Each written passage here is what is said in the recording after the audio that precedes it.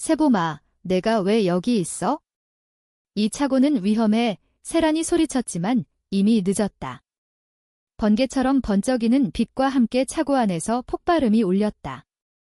세봄의 몸이 휘청거리며 바닥으로 쓰러지는 순간 세란의 가슴이 찢어지는 듯한 고통이 밀려왔다. 그날 밤 서울의 작은 주택가 차고에서 일어난 그 사건은 두 사람의 운명을 영원히 바꿔놓았다. 서울의 변두리, 한적한 동네에 자리한 오래된 집, 그 집의 주인은 세봄의 아버지 김민수였다. 민수는 자동차 정비소에서 일하는 평범한 가장으로 아내를 일찍 여의고 홀로 세봄을 키웠다. 세봄은 20살, 대학에서 문학을 전공하는 밝고 활기찬 소녀였다. 그녀의 눈동자는 봄날의 실록처럼 맑았고 웃을 때마다 주변을 밝히는 미소가 매력적이었다. 하지만 속으로는 어머니의 빈자리를 채우지 못한 외로움을 안고 살았다. 그러던 어느 날 아버지가 재혼을 발표했다. 새엄마는 이웃 동네에서 카페를 운영하는 박지은으로 그녀에게는 세란이라는 딸이 있었다. 세란은 세봄과 동갑으로 미술대학을 다니는 조용한 성격의 아가씨였다. 그녀의 머리카락은 밤하늘처럼 검고 길었으며 눈빛에는 늘 약간의 슬픔이 스며 있었다. 세란의 생부는 어렸을 때 사고로 세상을 떠났고 어머니와 둘이서 살아온 탓에 사람들과 거리를 두는 버릇이 있었다. 재혼 후 가족은 어색한 공기를 유지하며 살았다.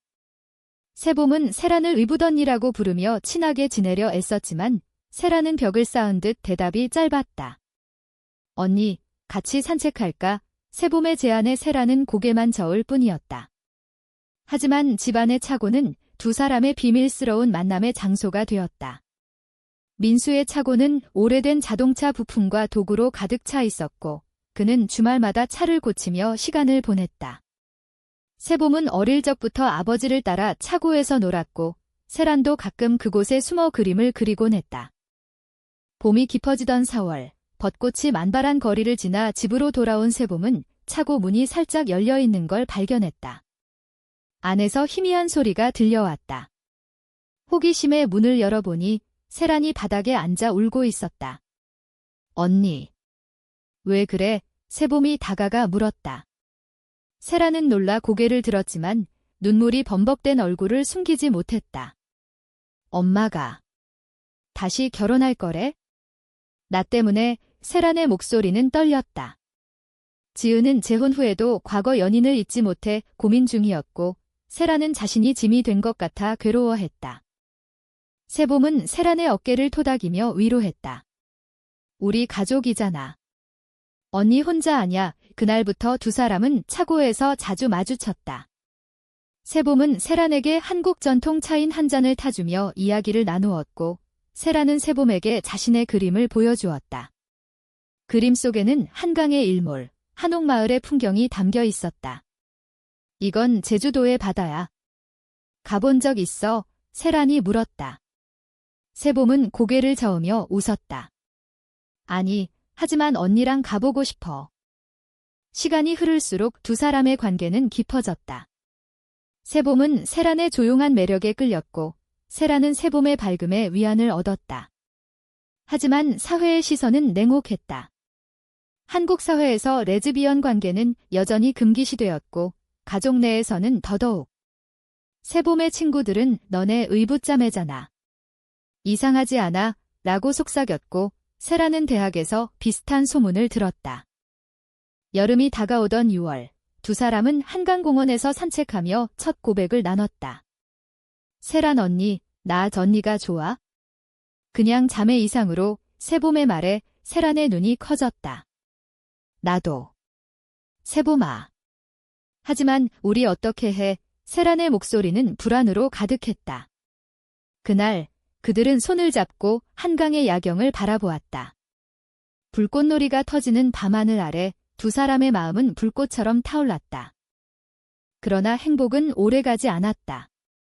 세봄의 아버지가 차고에서 두 사람의 친밀한 모습을 목격한 것이다.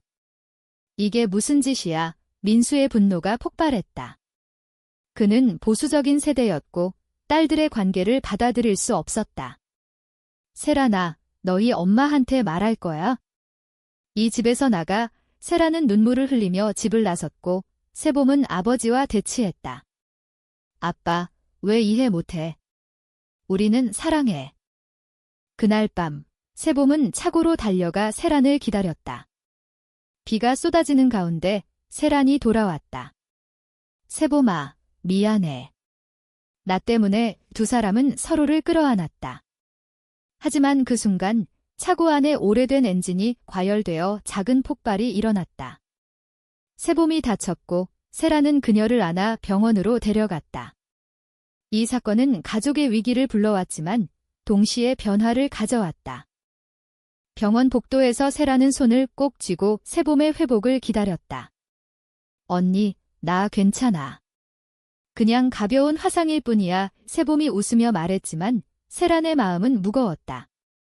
이 사고는 단순한 우연이 아니었다.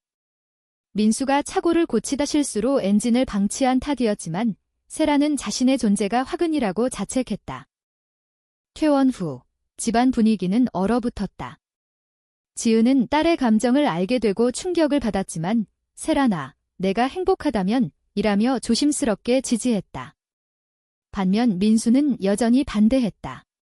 한국에서 이런 사랑이 가능할 것 같아? 사회가 용납 안 해. 그는 세봄을 대학 기숙사로 보내려 했고 세란에게는 다른 곳으로 가라고 압박했다. 두 사람은 몰래 만나기 시작했다. 서울의 카페 골목, 명동의 번화가 또는 한강 자전거 도로에서. 세봄은 세란에게 한국 전통 음식인 비빔밥을 사주며 우리처럼 섞여서 맛있는 거야 라고 장난쳤다. 세란은 웃으며 그림을 그려 세봄에게 선물했다. 이건 우리의 미래야? 제주도에서 함께 사는 집 그림 속에는 바다와 작은 한옥이 그려져 있었다. 하지만 충돌은 피할 수 없었다. 세봄의 대학 친구, 혜진이 두 사람의 관계를 알게 되었다. 혜진은 처음엔 이해하는 척했지만 속으로는 질투와 편견으로 가득했다.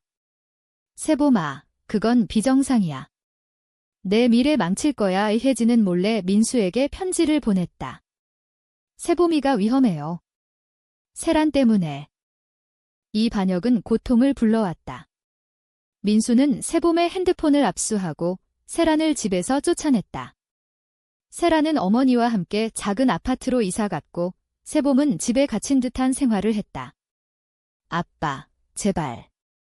언니 없인 못 살아. 세봄의 눈물에 민수는 흔들렸지만 내가 아직 어려서 그래라고 대답할 뿐이었다. 가을이 깊어지던 10월, 추석 연휴가 다가왔다.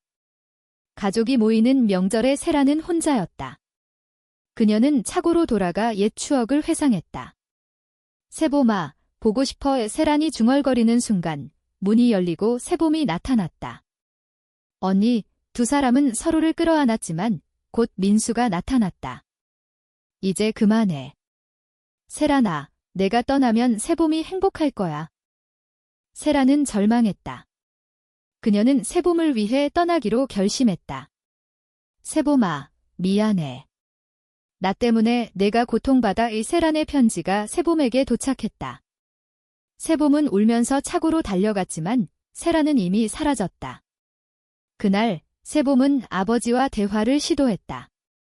아빠, 사랑은 선택하는 게 아니야. 그냥 오는 거야? 민수는 딸의 말을 듣고 과거를 떠올렸다.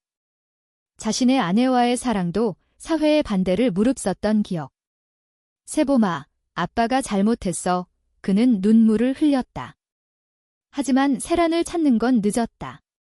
세란은 부산으로 내려가 미술 스튜디오에서 일하기 시작했다. 겨울이 왔고 크리스마스 이브. 서울에 눈 내리는 거리에서 세봄은 세란을 찾기 위해 부산으로 향했다. 기차 안에서 그녀는 한국의 겨울 풍경을 바라보며 생각했다. 우리 사랑은 눈처럼 순수해. 녹아도 다시 올 거야. 부산에 도착한 세봄은 세란의 스튜디오를 찾았다. 언니, 나왔어. 세란이 문을 열자 눈물이 흘렀다. 세봄아. 왜 왔어? 언니 없이 못 살겠어. 두 사람은 서로를 안고 눈물을 흘렸다. 하지만 세란의 곁에는 새로운 친구가 있었다. 미술 동료인 수진으로 그녀는 세란에게 호감을 보였다. 세란아, 나랑 같이 파리로 갈까? 수진의 제안에 세란은 고민했다. 이 순간 또 다른 반역이 드러났다. 혜진이 소문을 퍼뜨려 세봄의 대학 생활을 위협한 것이다. 세봄은 언니, 나 포기 안 해라고 말했지만 세란은 내 미래를 위해 헤어지자고 제안했다. 고통스러운 이별의 밤, 두 사람은 부산의 바다를 보며 마지막 키스를 나눴다. 아니, 키스는 아니었다. 그냥 이마에 입맞춤처럼 부드러운 작별. 세봄이 서울로 돌아온 후 마음의 상처는 깊어졌다. 그녀는 대학 수업에 집중하지 못하고 밤마다 차고에서 세란의 그림을 보며 울었다. 언니, 왜 나를 버렸어? 세봄의 일기장은 눈물로 얼룩졌다. 민수는 딸의 고통을 보며 후회했다. 세봄아, 아빠가 세란을 찾아줄게. 그는 지은과 함께 부산으로 향했다.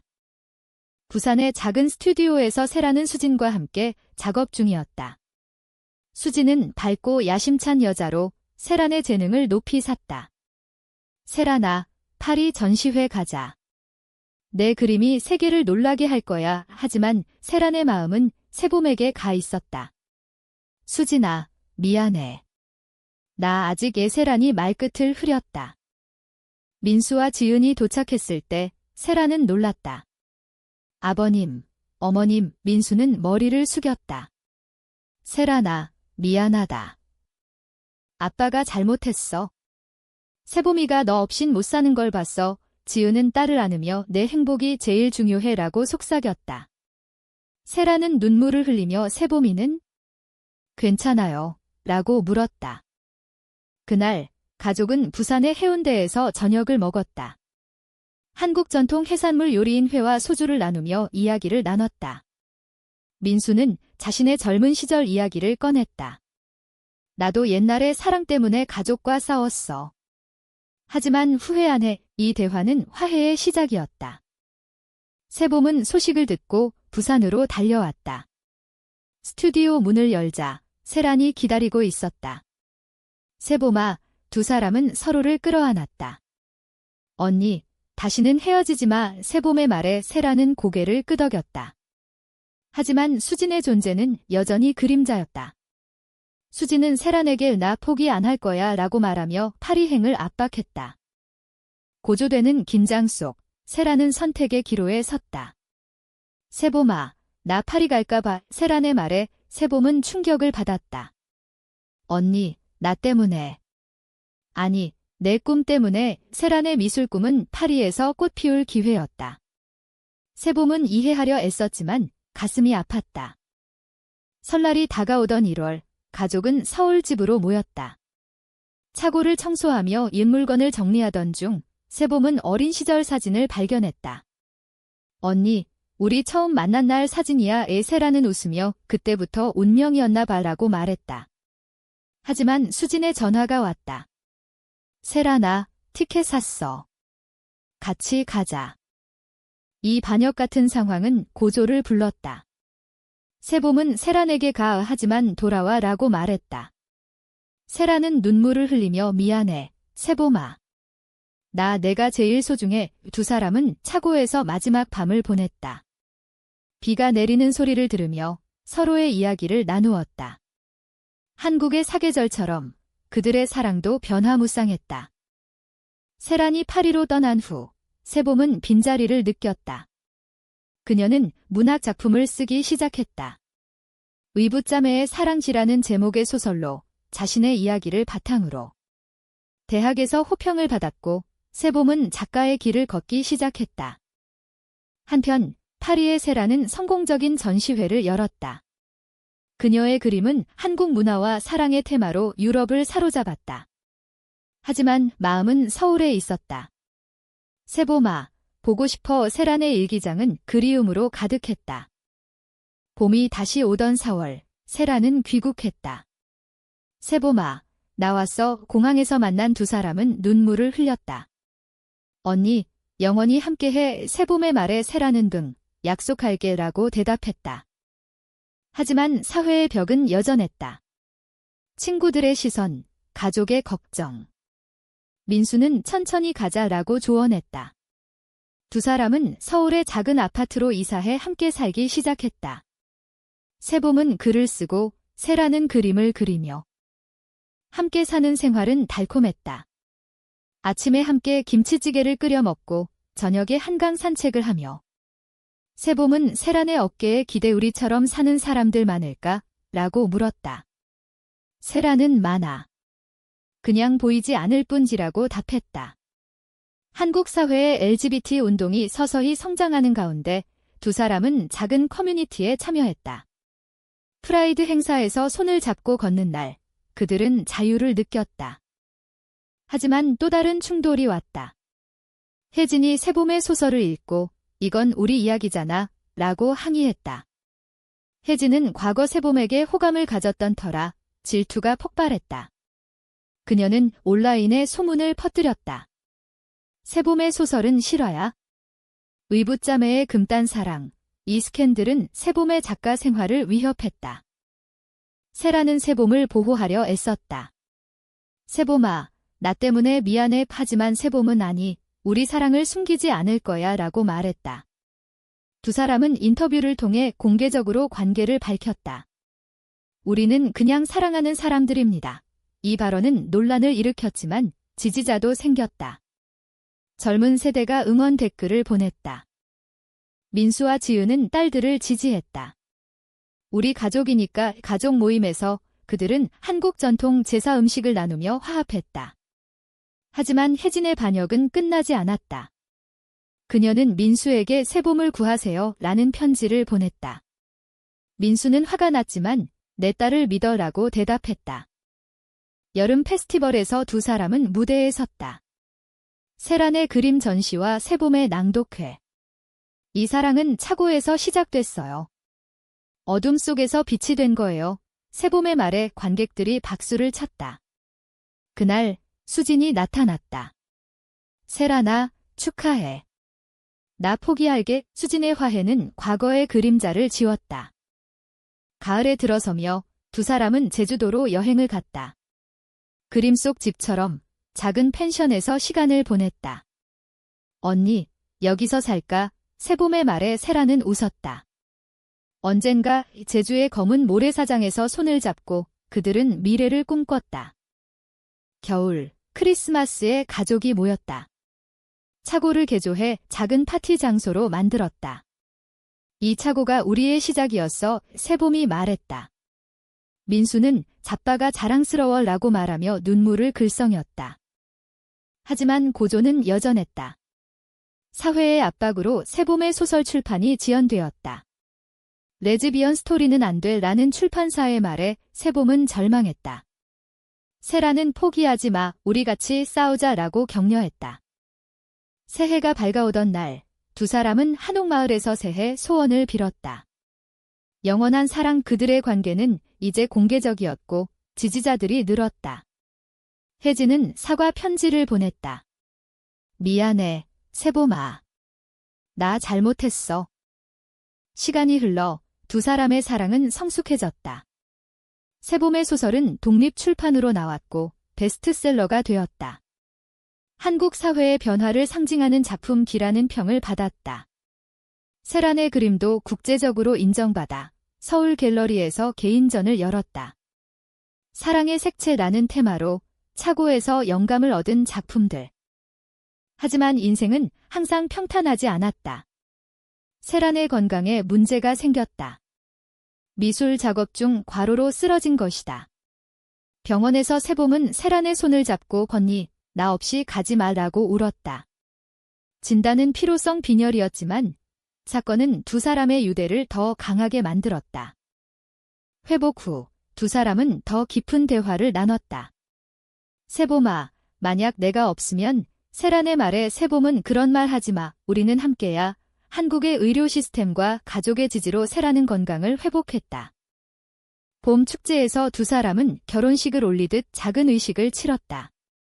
법적으로 인정되지 않지만 친구들과 가족이 모여 축하했다. 우리의 사랑은 영원의 반지를 교환하며 그들은 약속했다. 충돌의 마지막은 사회적이었다. 보수단체가 시위를 벌였지만 젊은 세대의 반발로 물러났다. 사랑은 자유다 라는 슬로건이 퍼졌다. 두 사람은 이 운동의 상징이 되었다. 여름, 그들은 해외여행을 갔다. 파리에서 세란의 옛 추억을 나누며 수진 만나서 미안했어. 새봄의 물음에 세란은 아니, 너가 있어서 다행이야 라고 답했다. 가을 수학제에서 가족과 함께 김치를 담갔다. 이 김치처럼 우리 사랑도 발효돼서 더 맛있어질 거야. 새봄의 장난에 모두 웃었다. 겨울, 눈 내리는 차고에서 두 사람은 과거를 회상했다. 그 폭발이 아니었으면 우리 이렇게 되지 않았을까? 세란의 말에 새봄은 문명이었어 라고 말했다. 수년 후, 두 사람은 제주도에 작은 집을 짓고 살았다. 새봄은 유명 작가가 되었고, 세란은 미술 교사가 되었다. 그들의 이야기는 책과 그림으로 세상에 알려졌다. 사랑은 경계를 초월한다는 메시지로. 가족은 화목했다. 민수와 지은은 손자를 아는 듯 두 딸의 행복을 지켜보았다. 아빠, 고마워. 새봄의 말에 민수는 너희가 고마워라고 답했다. 마지막으로 차고에서 시작된 사랑은 인생의 여정으로 이어졌다. 비록 사회의 편견이 남아있지만 그들의 용기는 변화를 가져왔다. 새봄과 세란은 손을 잡고 바다를 보며 속삭였다. 영원히 함께. 이 이야기는 한국 사회의 변화와 사랑의 힘을 보여준다. 금단의 사랑이지만 인문적으로 아름다운 결말.